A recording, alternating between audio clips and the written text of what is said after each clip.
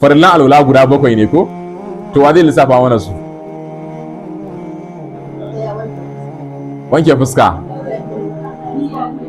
niyya, daura niyya. Wa zai iya kawo mana su a dunkule a cikin aya? Akwai ayan da ta faɗa mana farillan alwala guda 7 din nan a cikin Qur'ani. Wa zai faɗa mana wannan ayan?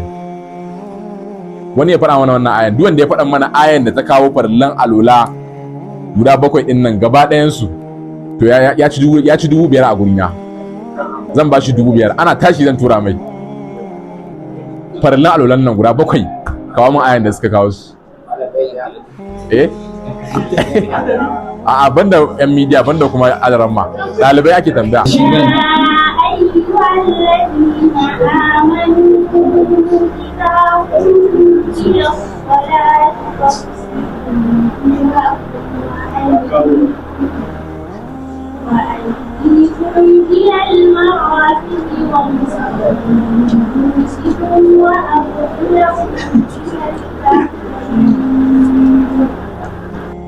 A takbir.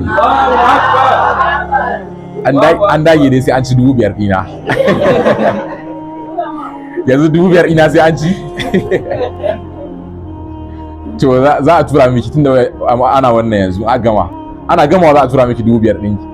To wannan ayan da ta ce ya ayyuhal ladina amanu idza qumtum ila salati, Allah ya ce ya ku waɗanda kuka yi imani idan kun tashi yin sallah sai ce me faghsilu wujuhakum, ku wanke hannayenku, faghsilu wujuhakum, ku wanke fuskanku. Sannan sai ce wa aydikum ilal marafiqi, ku wanke hannayenku zuwa ina? Zuwa gwiwan hannu. Wamsahu bi ru'usikum, kuma ku shafi kanku, wa arjulakum ilal ka'bayn, kuma ku wanke kafafunku. To ina sauran an ce guda 7 ne, yanzu 4 muka gani, kuma na ce ayan ta kawo duka. Yanzu mun samu 4, ina sauran suka bakale? Sai malamai suka ce sauran suna nan a cikin wannan ayan.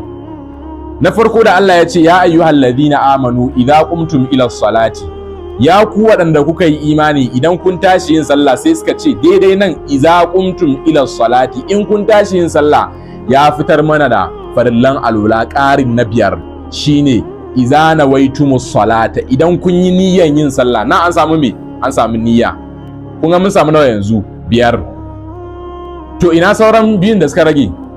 Sai ce faghsilu wujuhakum wa aydiyakum ila almarafiqi, da aka ce ku wanke me fuskokinku, kuma ku wanke me hannayenku. Duka kun ji ana cewa me ku wanke. Sai malamai suka ce ana an samu me? An samu addalku, cuccudawa. An samu nawa kenan yanzu? 6. Sannan